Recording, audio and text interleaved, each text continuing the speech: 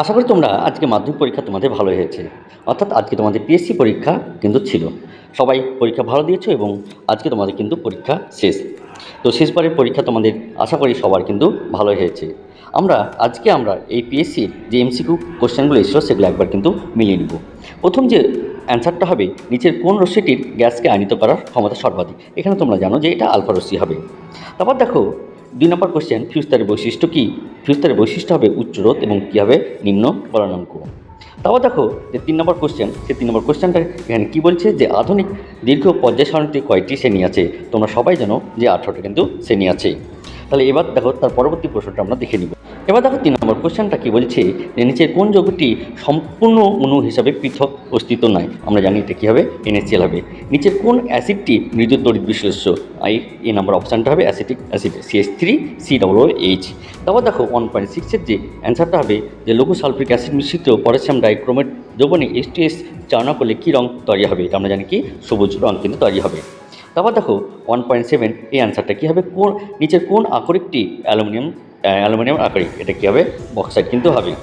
এবার দেখো যেটা 1.8 যে ত্রিবন্ধনযুক্ত অসম্পৃক্ত হাইড্রোকার্বনটি কী হবে তোমার এই C2H2 কিন্তু এটা কিন্তু হবে। তারপর দেখো গ্রিন হাউস গ্যাসটি শনাক্ত কী হবে জলীয় বাষ্প হবে। তারপর দেখো 1.10-এর এই অ্যান্সারটি কী হবে বি নম্বর অপশানটা কিন্তু হবে। তারপর দেখো 11 নম্বর কোশ্চেন যে 10 গ্রাম ক্যালসিয়াম কার্বনেটকে তীব্র উত্তপ্ত করলে কত গ্রাম ক্যালসিয়াম অক্সাইড পাওয়া যাবে। এটা তোমার অপশানটা যেটা হবে সেটা কত বি নম্বর অপশান কিন্তু হবে। তাহলে আশা করি তোমরা এগুলো কিন্তু সবাই ঠিক করেছো। 12 অর্থাৎ তাপ পরিবাহিতাঙ্ক কিসের উপর নির্ভর করে। এখানে অপশান আছে পরিবাহীর দুই প্রান্তে তাপমাত্রার পার্থক্যের ওপর, পরিবাহীর উপাদানের প্রকৃতির ওপর, পরিবাহীর দৈর্ঘ্যের ওপর, আর ডি নাম্বার পরিবাহীর প্রচ্ছদের ক্ষেত্রফলের ওপর। এখানে তোমাদের যে অপশানটা হবে সেটা বি নাম্বার অপশানটা কিন্তু হবে। এবার দেখো 1.13 যে আলোর প্রতিসরণের সময় নিচের কোন রশ্মিটি অপরিবর্তিত থাকে। এটা তোমরা সবাই জানো এটা কী হবে কম্পাঙ্ক হবে। যে কোন প্রকার দর্পণ অসৎ ছোট ও সমশীর্ষ প্রতিবিম্ব গঠন করে। এটা হবে কি উত্তল দর্পণ হবে।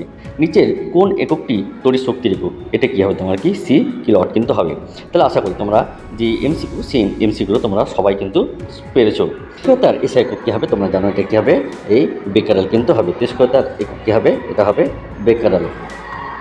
যে বিটা কণা যদি নির্গত হয় তাহলে পারমাণবিক সংখ্যার কী পরিবর্তন হবে। তাহলে আমরা জানি যে বিটা কণা নির্গত হলে পারমাণবিক সংখ্যা কী হয় 1 একক বৃদ্ধি পায়। তাহলে 92 থেকে এটা তোমার কী হবে 93 কিন্তু হয়ে যাবে। এবার দেখো যে বাম স্তম্ভ এবং ডান স্তম্ভ, এই জার্মান সিলভার কী হবে তোমার কি নিকেল হবে। ইরানোত্বের কী হবে তোমার সি নাম্বার। তারপর দেখো 3 নম্বর ক্যালামাইন থেকে নিষ্কাশিত এটা কী হবে জিঙ্ক হবে। যে পর্যায় সারণীতে দ্বিতীয় পর্যায়ে অবস্থিত ক্ষারীয় এটা দেখো যে বাকিটা থাকলো লিথিয়াম সেটা কিন্তু হবে। তাহলে এর পরের প্রশ্নটা আমরা দেখব। তারপর দেখো 2.3 নিচের বিবৃতিটি সত্য না মিথ্যা লেখো। এটা দেখো তোমার কী হবে এটা কি তোমার সত্য কিন্তু হবে। তারপর দেখো অ্যাসিড মিশ্রিত জল তড়িৎ বিশ্লেষণের ফলে ক্যাথোডে কোন গ্যাস উৎপন্ন হয়। এটা আমরা জানি এটি কি হাইড্রোজেন গ্যাস হবে। তারপর দেখো নিচের কোনটি তড়িৎ বিশ্লেষ্য। এখানে আছে চিনি জলীয় দ্রবণ ইথানল এবং কী আছে অ্যাসিটিক অ্যাসিড। তোমার কী হবে এই অ্যাসিটিক অ্যাসিডটি কিন্তু হবে। তো কী ঘটবে যদি লোহার চামচকে অ্যাসিড মিশ্রিত কপার সালফেট দ্রবণে ডোবানো হয়। তাহলে এক্ষেত্রে দেখো যে ওই চামচের উপর আমার একটা বাদামি আবরণ পড়বে এবং দ্রবণ নীল থেকে কী হবে এই সবুজ বর্ণ কিন্তু হয়ে যাবে। এবার দেখো যে হেবার পদ্ধতিতে অ্যামোনিয়া প্রস্তুতির জন্য কোন ধাতুটি অনুঘটক হিসাবে কাজ করে। এখানে দেখো তোমার অনুঘটক যেগুলো ছিল কি লোহা হতে পারে, Al2O3 কিন্তু হতে পারে। এবার দেখো শূন্যস্থান পূরণ। এই শূন্যস্থান পূরণ যে CaC2+N2 এখানে যে বিক্রিয়াটা উৎপন্ন হবে সেটা হবে কি CaCN2 কিন্তু হবে। দেখো থার্মিক পদ্ধতিতে কোন ধাতু নিষ্কৃত হয়। এখানে তোমার কি হবে Fe অথবা কি Cr কিন্তু হবে। এবার দেখো যে ইপাক নামটা দিয়েছে এই ইপাকটার নামটা কী হবে 2-ব্রোমো-প্রোপেন কিন্তু হবে। অথবাটা যে অবস্থানগত আইসোমিরাজ বা সমবেতার উদাহরণটা কী হবে। এখানে উদাহরণটা আমরা বলতে পারি যে CH3CH2CH2OH এবং এটা আরেকটা কী হবে CH3 তাহলে CH OH আর কী হবে এই CH কিন্তু হবে। তোমরা এটা কিন্তু জানো। তারপর পরের প্রশ্নটা দেখো যে রান্নার পাত্রে আঠাবিহীন প্রদীপ বা ননস্টিক প্রদীপ দেওয়ার জন্য ব্যবহৃত যে পলিমার সেটা তোমার কী হবে টেট্রোফ্লোরো ইথিলিন কিন্তু হবে।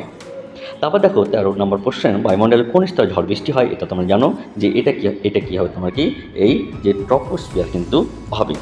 তারপর দেখো ওজোন স্তরের গাঢ়ত্ব কোন এককে একক প্রকাশ করা হয়। এটা তোমরা জানো যে ডবসন যে একক, সেই ডবসন এককে কিন্তু কী করা হয়, এই প্রকাশ করা কিন্তু হয়।